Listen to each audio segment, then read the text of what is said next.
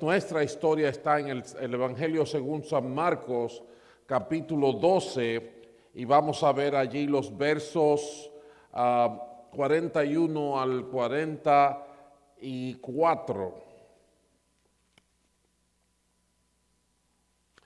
Dice que Jesús se sentó frente al lugar donde se depositaban las ofrendas y estuvo observando cómo la gente echaba sus monedas en las alcancías del templo.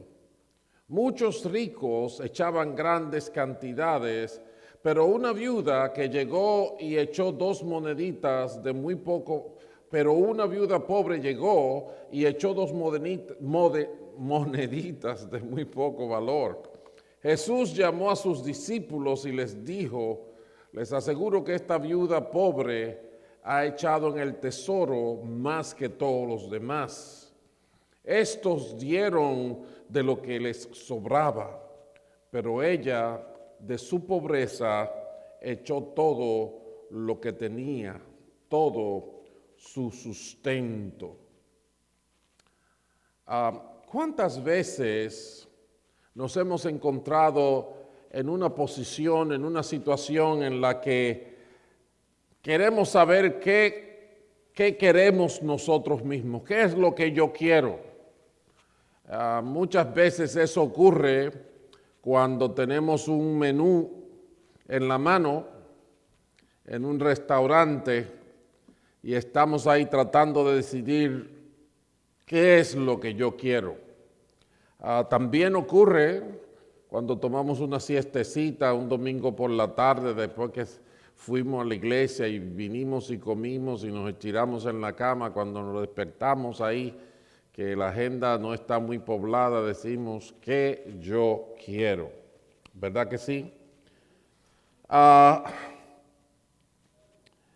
bien, si es difícil yo saber lo que yo mismo quiero, eso se puede transformar todavía en un problema más serio cuando queremos saber lo que Dios quiere, no lo que yo quiero, sino lo que Dios quiere. En Romanos capítulo 12 conocemos esta escritura donde se nos dice que no se amolden al mundo actual, sino sean transformados mediante la renovación de su mente. Así podrán comprobar cuál es la voluntad de Dios, buena, agradable y perfecta. Ven, es una gran necesidad nuestra el que podamos conocer la voluntad de Dios. Vamos a honrar a Dios, vamos a agradar a Dios en la medida que podamos implementar su voluntad en nuestras vidas. Así es que como a Dios se le agrada. Las escrituras dicen, el Señor Jesucristo dijo: el que tiene mis mandamientos y los guarda, ese es el que me ama. Y en Primera de Juan, el mismo evangelista dice que el amor a Dios es guardar sus mandamientos. Entonces, es importante que entendamos que tenemos ese reto en términos de práctica. La voluntad de Dios. Gracias a Dios sabemos lo que Dios quiere porque Dios nos los ha manifestado. Nos los ha manifestado a través de su Hijo Jesucristo, nos los ha manifestado a través de su palabra y nos los sigue manifestando a través de su Espíritu Santo.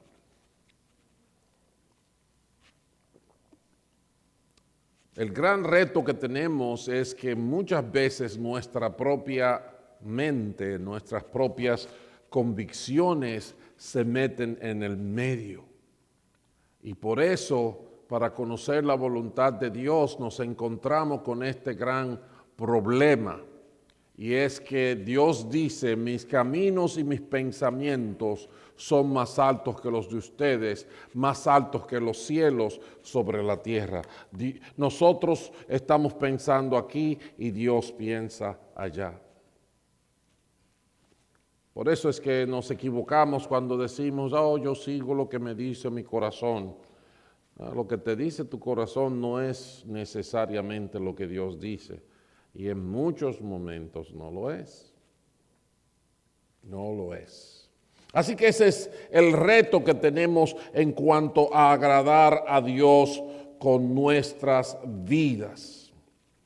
Ahora bien, leímos una historia de una viudita que apareció en el lugar donde se depositaban las ofrendas mientras Jesús estaba observando con sus discípulos lo que estaba pasando a la hora de la ofrenda.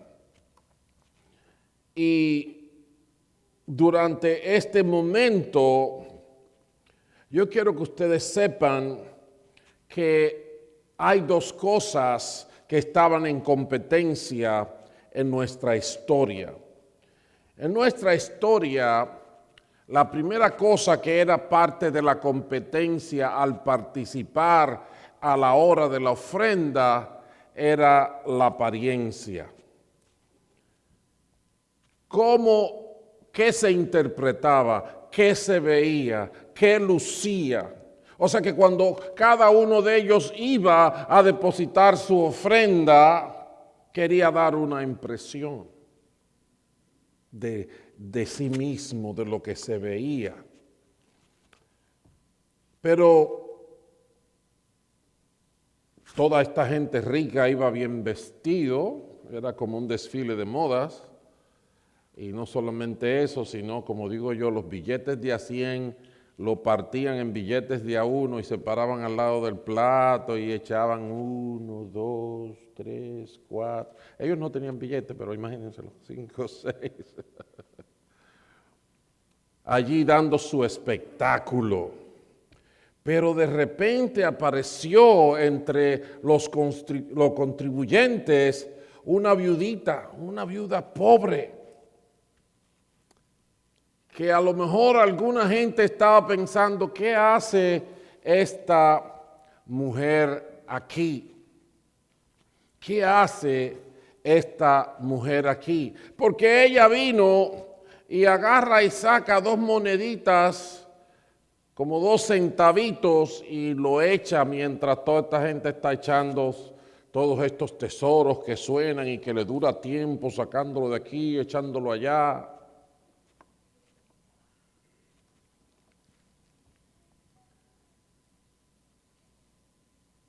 Para mucha gente eso no lucía bien.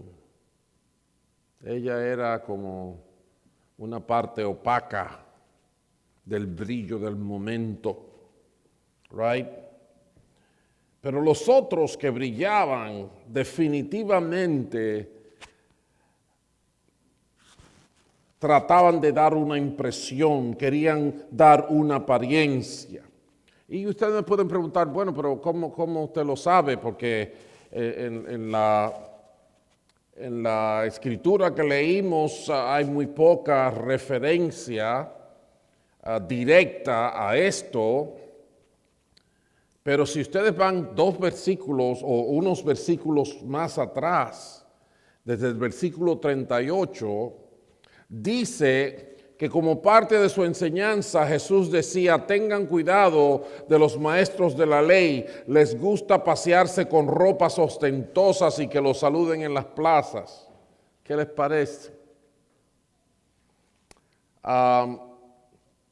Les gusta ocupar los primeros asientos en las sinagogas y los lugares de honor en los banquetes. Se apoderan de los bienes de las viudas y a la vez hacen largas plegarias para impresionar a los demás. Impresionar a los demás, darle una apariencia a los demás. Estos recibirán peor castigo, dijo el Señor, y entonces entró a la historia nuestra de la ofrenda de esta viuda que vino y se presentó allí, y Jesús aprovechó la ocasión para hacer referencia a ese hecho. La ofrenda, el tiempo de la ofrenda era el tiempo de dar al Señor de nuestras posesiones. Pero nosotros tenemos un conflicto para entender el elemento de las ofrendas. Si fuéramos a hacer una evaluación de qué aspecto de la sociedad, qué aspecto de la relación con Dios era en el que se daba la ofrenda, era en el que la ofrenda tenía significado, ¿cuál de las categorías le asignaríamos? ¿La categoría de economía? ¿La categoría de clase social? ¿La categoría de guerra? ¿Cuál categoría creen ustedes, a cuál categoría pertenece el acto y el rito de la ofrenda? ¿Alguien me dice? Adoración. El momento de la ofrenda, cuando usted lo busca en las Escrituras, era parte del proceso de adoración a Dios. No era parte del proceso de la economía del reino, era parte de mi adoración a Dios, era parte de mi devoción al Señor. El texto nos dice que la viudita solo dio lo que sería equivalente a una fracción de un centavo, porque la versión estándar, la versión estándar revisada de 1971 habla de 2 moneditas de cobre que hacen que equivalen a un centavo en nuestro tiempo, pero entre el 71 y el 81, la nueva versión internacional revisó eso para actualizarlo en el contexto moderno y la devaluó un 50% más, así que estamos hablando de medio chele. No sé si todos le dicen chele, centavo, ¿verdad? Aquí le dicen penny. Óigame, para las apariencias, este medio penny se veía feo, ¿eh? Como que no estaba dentro del contexto, como que le quitaba el brillo al momento.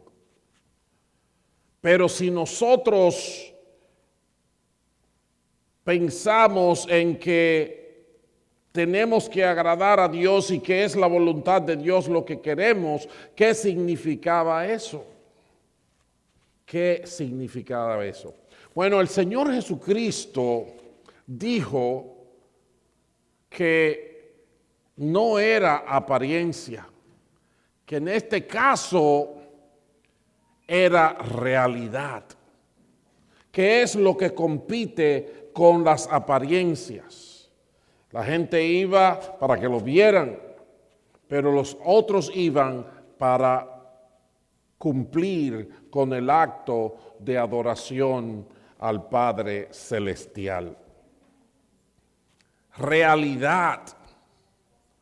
Jesús nos da entonces una calificación más actualizada de lo que era el corazón de Dios con respecto a lo que esta mujer pobre estaba haciendo. Él le dice a los discípulos en el verso 43, les aseguro que esta viuda pobre ha echado en el tesoro más que todos los demás. Contradictorio con respecto a las apariencias. A lo mejor algunos discípulos dijeron, hay que llevar al Señor al oculista. Como que no está viendo bien. Yo creo que descubrimos que el Señor necesita lentes y lo que Él no sabe es que eso todavía no se ha inventado, así que...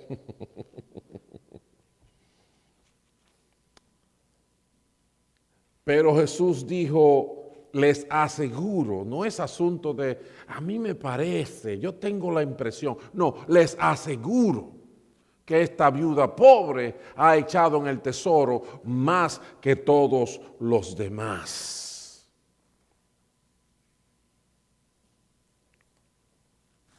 ¿Cuántas veces nosotros nos hemos ido con la falsa impresión de la realidad? ¿Cuántas veces nos importa más la opinión del mercado, la opinión de mis compañeros, la opinión de mis amigos, la opinión de mi familia que la opinión de Dios? ¿Cuántas veces me ha importado más cómo va a lucir, cómo yo voy a lucir, que cómo le va a agradar a Dios?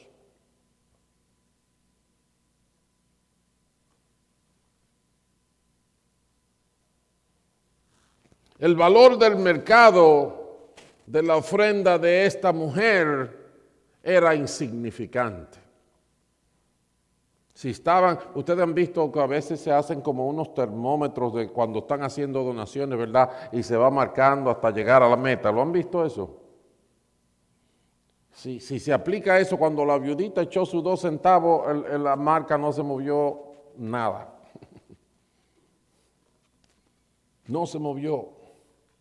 Pero la opinión del Señor Jesucristo es que esta mujer dio más que todos al tesoro, porque ellos dieron de lo que les sobraba, pero ella dio en su pobreza todo lo que tenía, todo su sustento. Que en ciertos ámbitos eso es una mala palabra, porque si hay algo por lo que la gente no quiere saber de la iglesia, es por el factor dinero. Y hay gente que quizás ni siquiera nunca ha ido a la iglesia, y cuando se lo mencionan a otro, ni siquiera a ellos le dicen al otro, no, muchacho, ellos lo que quieren es quitarte tu dinero. Right? Cuando hay esta expresión que dijo Jesús sobre esta mujer, la versión, la New Living Translation o la traducción nueva viviente del inglés, dice que ellos dieron una parte muy pequeñita de lo que les sobraba, de su excedente en el budget, en el presupuesto. Les sobró del presupuesto y de eso sacaron una gotita y ¡pum!, la echaron.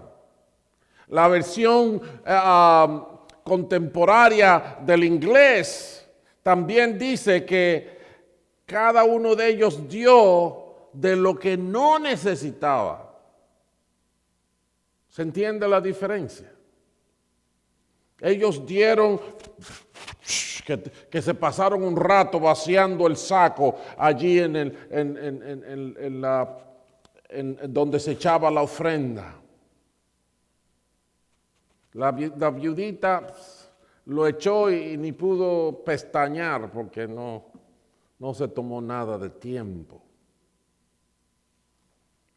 Pero Jesús establece una diferencia diciendo claramente, es diferente dar de lo que me sobra, es diferente el que yo me ocupe de todas mis necesidades y después, porque algo me sobró, digo, déjame dar una ayudita ahí a la iglesia o a aquel pobre o lo que sea. Pero en este caso todavía es más fuerte porque es a Dios específicamente. Entonces las apariencias versus la realidad, las apariencias se veía que todos aquellos dieron algo, pero ¿y esta señora qué hace aquí dañando el espectáculo?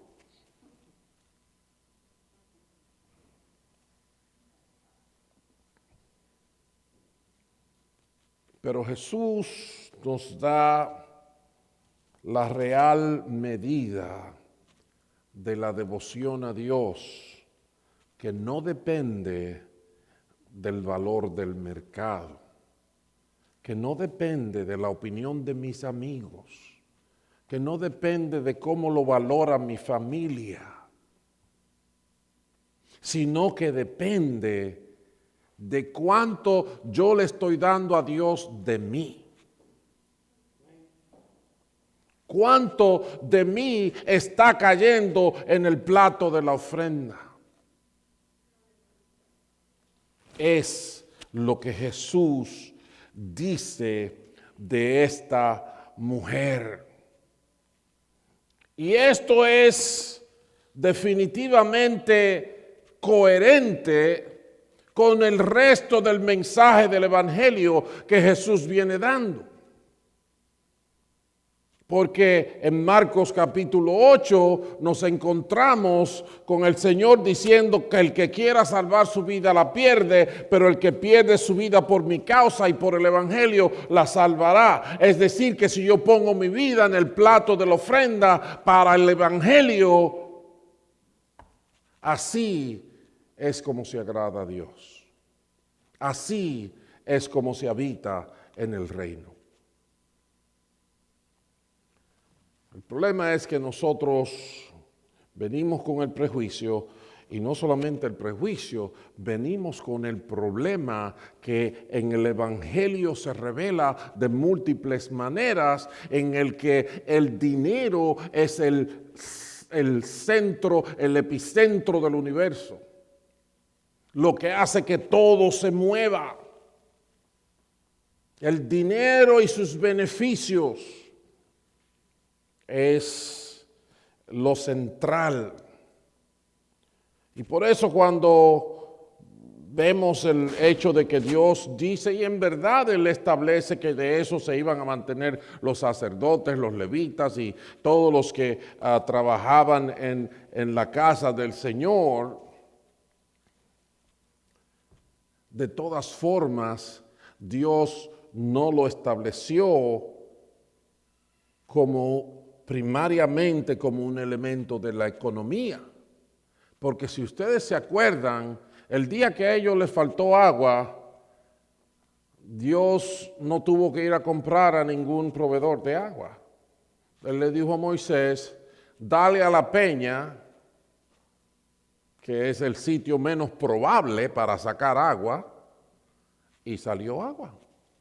Y Dios le proveyó agua a su pueblo. Su pueblo empezó a quejarse tontamente, irresponsablemente, irrespetuosamente, porque la comida que Dios le estaba dando de su propia cocina a ellos no les gustaba. Estamos cansados de este maná. Queremos comer carne. Dios dijo, ¿quieren carne? Él no tuvo que ir a Weis, ni a Giant, ni a ninguno de los supermercados existentes en el área. Dios mandó unas bandadas de codornices que les daban a las rodillas de tantas codornices que había. Coman carne, ahí comieron carne hasta que le hería la carne.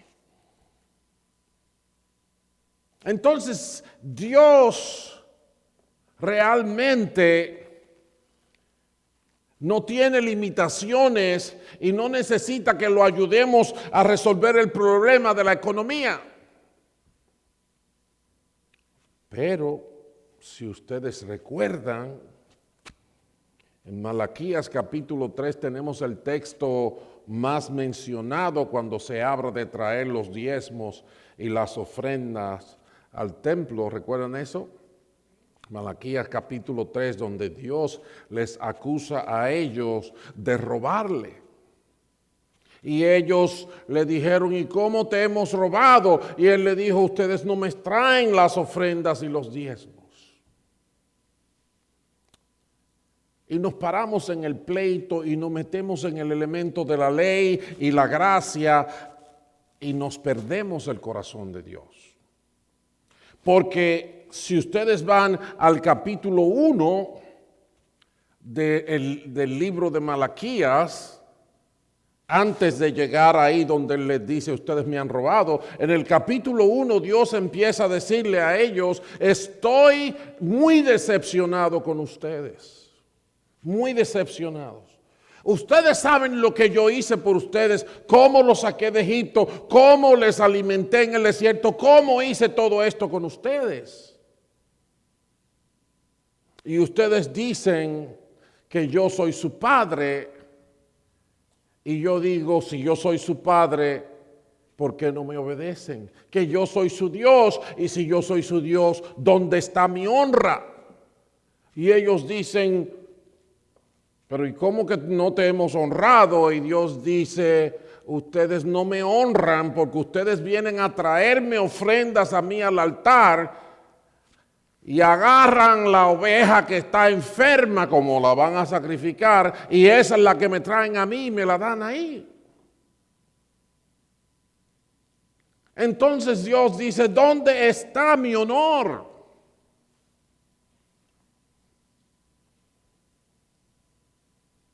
Y cuando ustedes miran la discusión que él lleva, en ningún momento Dios dice, ustedes quieren que mi casa sea pobre, ustedes no quieren que haya dinero para yo mantener a mi gente y mis sacerdotes. No, Dios no dice nada de eso. Dios lo que dice es, ¿dónde está mi honor?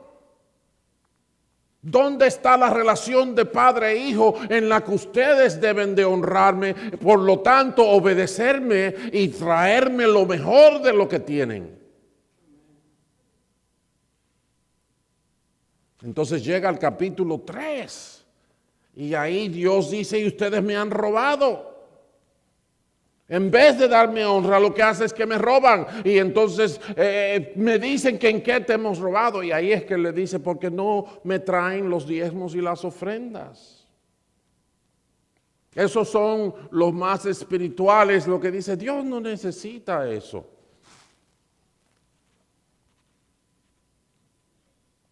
Oh, nuestra iglesia tiene suficiente, tiene un edificio bien bonito, el pastor vive poniendo televisiones y cuantas cosas y, estamos bien.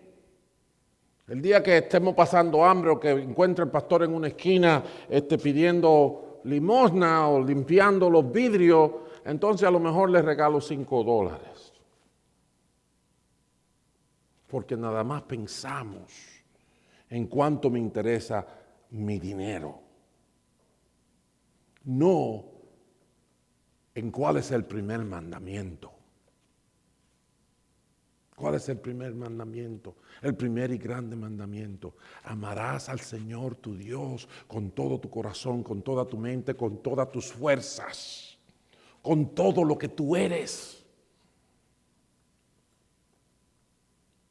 Esa es la clave de nuestra relación con Dios. No es si la economía está buena, si la economía está mala.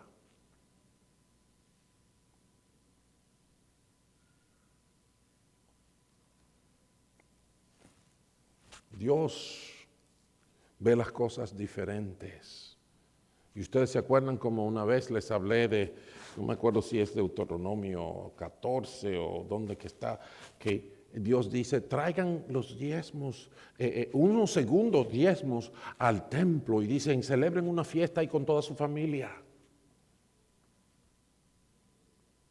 Entregando esos diezmos y les dice, y yo voy a poner mi temor en el corazón de ustedes. Porque cuando nosotros damos, cuando nosotros sacamos para honrar a Dios con nuestras ofrendas, con nuestros diezmos, no es un asunto de la economía, es un asunto del corazón.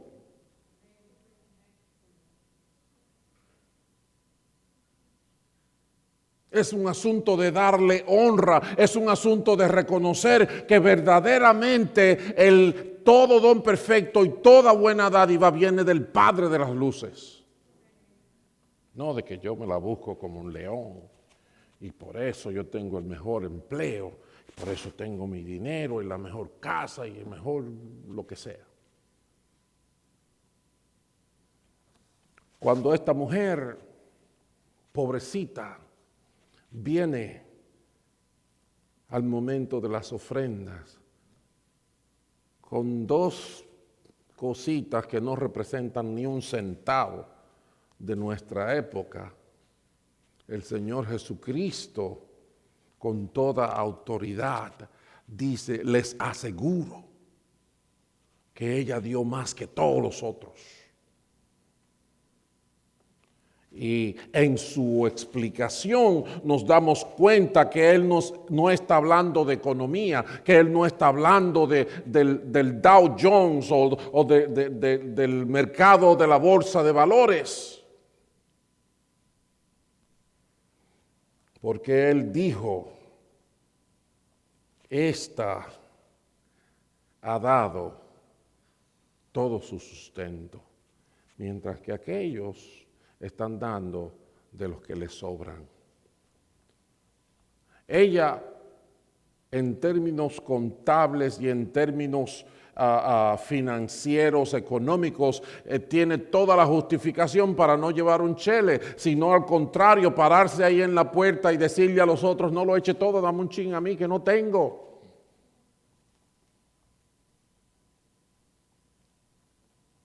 Pero nos equivocamos. Nos equivocamos porque tampoco esa es la solución. Ella no hizo eso tampoco. Pero muchas veces nosotros hacemos eso también. Decimos, oh, bueno, en la iglesia a Dios no tengo que llevarle este dinero. Yo conozco a fulanito que tiene tal necesidad, pues déjame dárselo. Porque lo que yo doy no es mi adoración a Dios. Lo que yo estoy dando es la apariencia de que yo soy buena gente. No el compromiso que yo tengo con Dios. Por eso que a veces los esposos nos equivocamos y creemos que porque le damos comida a la mujer, a los hijos, ya eso es todo lo que podemos dar. No, en mi casa aquí no falta nada. No te ven la placa, pero hasta en las películas te dicen, sí, pero todo eso que yo hago es por ustedes. Pero la esposa y los hijos, o el esposo y los hijos, lo único que tienen un hogar vacío, tienen la necesidad del amor y el cariño de esa persona que representa algo importante en sus vidas, pero no lo tienen. De la misma manera, como dice en el libro de Cantar de los Cantares, el Señor dice, paloma mía, que estás escondida en escarpados parajes, déjame ver tu rostro, déjame oír tu voz. Porque el problema de Dios no es la economía. El problema de Dios es el corazón. Y lo primero que Dios busca de nosotros es el corazón. Y es increíble porque debemos sentirnos altamente privilegiados que el que creó los cielos y la tierra quiere tener una comunión conmigo. Bien decía el salmista en el Salmo 8, ¿quién es el hombre para que tengas de él memoria? ¿Qué es el Hijo del Hombre para que lo visites? Cuando veo los cielos, obra de tus dedos, la luna y las estrellas que tú formaste, digo, ¿quién soy yo para que pienses en mí?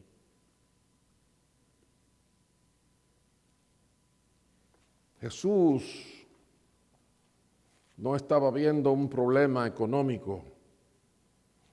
estaba viendo una mujer que se atrevía en la más difícil de las situaciones, porque una viuda no tenía quien la defendiera. Se atrevía a rendirle honor y tributo a Dios con todo lo que le quedaba, con todo lo que era su sustento.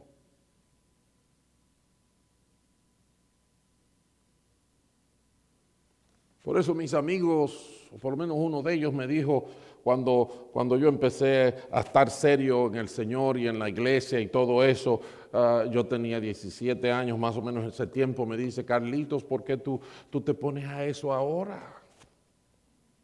Espera que tú cumplas 65 años por allá para andar con una Biblia en la calle. Vive tu vida, goza tu vida, como quien dice, Dios no se merece tu vida. Dios no se merece tu gozo, no se merece tus sueños, no se merece nada de eso. Él se merece el bagazo después que alguien más lo ha masticado bien, lo ha dejado bien sequecito, ya no lo puede sacar más, pues tíraselo a Dios ahí, que Él es el perro de la casa. A veces, déjeme decirle, el que me dijo eso no me lo dijo porque él estaba enojado con Dios, no me lo dijo queriéndole faltar respeto con Dios, no, pero estaba ciego. Pero el problema más grande es que a veces aquí adentro estamos ciegos. Leemos la Biblia y seguimos ciegos.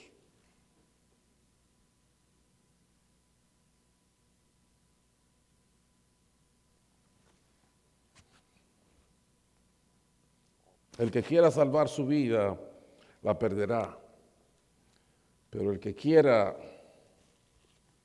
pierda su vida por mi causa y por el Evangelio, la salvará.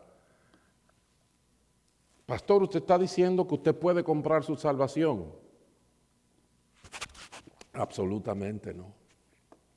Absolutamente no. Pero cuando nosotros venimos al Señor, cuando nosotros despertamos a la vida espiritual, hay lo que se llama adoración espiritual. Por eso Romanos capítulo 12, el verso primero dice: en adoración espiritual ofrezca su cuerpo como sacrificio vivo, santo y agradable a Dios. Porque esa es la otra cosa.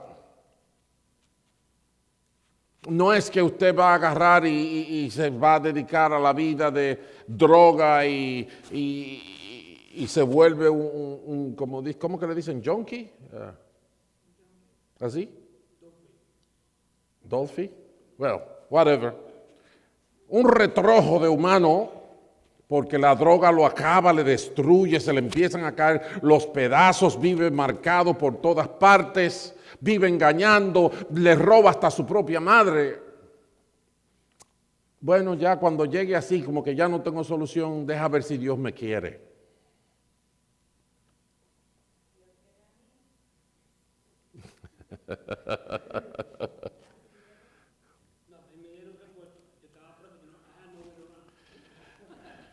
Pero una cosa es, mis amados, una cosa es de que por la tragedia del pecado que viene de allá del Edén, yo andaba perdido, errante, sin entender ni mi propia vida. Y llego hasta lo más profundo, hasta lo más bajo. Pero Dios todavía me ama. Y Dios todavía nos ama. Pero otra cosa es que yo, sabiendo, como dice la palabra de Dios, conociendo la gracia de Dios. Así es que dice ahí en Romanos capítulo 12 y versículo 1, permítanme completar ese pensamiento, porque no lo había escrito totalmente aquí en mi página. Pero oigan cómo que dice Romanos 12, dice: hermanos, tomando en cuenta la misericordia de Dios, El hecho de que a pesar de que andábamos perdidos, a pesar de que nos entregamos a adorar a la criatura antes que a Dios, a pesar de que rechazamos su pensamiento y todo eso, Él nos amó y se sacrificó en la cruz por nosotros. Conociendo eso, les ruego que se ofrezcan. Por eso en Romanos, ahí mismo, cuando habla en el capítulo 6 acerca del bautismo, es que habla de que nos entregamos a una vida nueva. No es simplemente un cheque de estímulo del gobierno para pagar las deudas que yo cometí como irresponsable. En muchos casos, no, esa no es la idea. El mismo apóstol Pablo varias veces dice en sus cartas, no reciban la gracia de Dios en vano. Porque la gracia abunda, vamos a pecar más, decía el apóstol Pablo a los romanos. No, al contrario, lo que dice allí, en adoración espiritual, ofrezcan su cuerpo como sacrificio. ¿Saben lo que era un sacrificio? Un sacrificio no era venir a limpiar los bancos una semana a la iglesia. No. Los sacrificios a que se está haciendo referencia ahí era llevar un animal, el más precioso de mi manada, y se le entraba un cuchillo y ahí se mataba totalmente. Se quemaba la grosura y parte de la carne se la daban a los sacerdotes, el resto se quemaba para el Señor. De ese sacrificio que está hablando ahí. La diferencia que por eso está, ¿cómo se llama? Está textualmente expresada, es que es vivo. Yo no estoy llamando a nadie, párese aquí que lo voy a ir matando uno por uno. No. El sacrificio que Dios quiere es mi vida con mi respiración, con mi fuerza, con mi capacidad. ¿Entiende eso?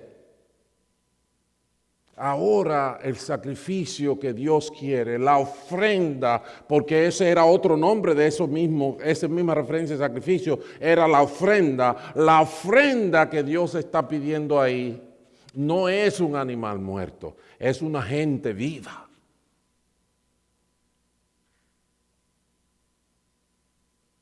Dice ahí mismo en Romanos 6 que no sometan los miembros de su cuerpo para la injusticia, ya que no se usen más, sino que ahora se usen para la justicia. Ustedes se fijan qué lejos se va esta historiecita. Permítanme ahí inventar palabras al español. Esta historia de esta viudita, qué lejos se va en el corazón de Dios. Qué lejos se va. Y en mi corazón, ¿hasta dónde se va?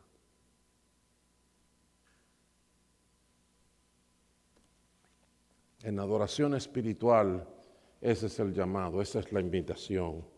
Ofrezca su cuerpo como sacrificio vivo, santo y agradable a Dios. Damos las ofrendas para impresionar a la gente, para calmar la queja de la gente, o la damos para darle la honra que Dios se merece. Ahí está la realidad de todo. En estos tiempos, más que nunca, tenemos que tener convicciones con fundamento. Nosotros nos gusta mucho hablar, nos gusta mucho discutir y todo el mundo tiene su criterio. Y ahora, como hay tantas formas de expresarla, yo hasta puedo cambiar de opinión cada 10 minutos y publicarlas todas. Pero uno de los problemas sociales que se ha revelado en toda esta crisis es la irresponsabilidad con respecto a las convicciones que nos formamos. ¿Cuál es la voluntad de Dios con respecto a este problema, a este otro, a este otro? Lo más común es que nos interesa mucho el voto popular. Me siento bien si por lo menos la mitad está conmigo, o la mitad más uno para ser democrático.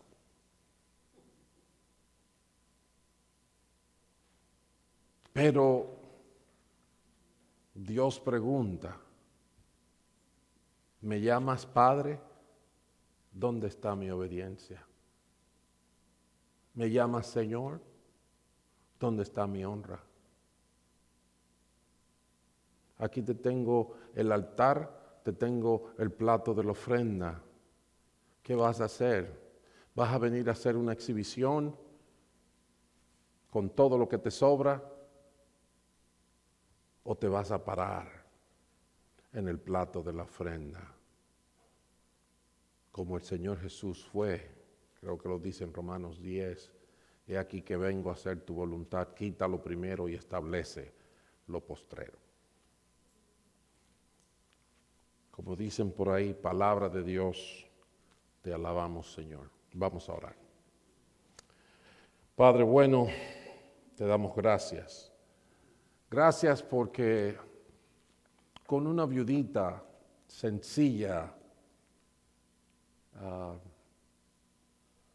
viviendo dificultades, abres nuestro entendimiento y nos aseguras lo que hay en tu corazón, lo que hay en el corazón del Padre, y retas nuestra realidad. Te pedimos que nos perdones cuando no nos hemos formado convicciones trabajadas, convicciones después de escuchar tu voz, de sentir nuestra carne que se levanta en rebelión y nos atrevemos a decir, renueva un espíritu recto de mí, que un espíritu noble me sustente. Entonces podré enseñarle a los transgresores tus caminos. Te pido que bendigas tu iglesia, Señor, que nos ayudes a vivir con convicciones firmes y claras que vienen de tu propia voz y tu propia revelación, porque es verdad que mis pensamientos están tan lejos de los tuyos como el cielo está de la tierra. Perdónanos, Señor. Levántate en medio de tu iglesia, haznos fuertes y firmes y ayúdanos a tener experiencias contigo como tú lo has dicho en tu palabra, no como la multitud quiere y grita que suelten a Barrabás. Estamos delante de ti, perdónanos, recíbenos y afirma nuestros pasos delante de ti. Te lo rogamos en el nombre de Jesús. Amén y amén. Bendito el nombre del Señor. Dios me lo bendiga, mi gente. Voy a dejar que vengan por aquí a terminar con lo que falta.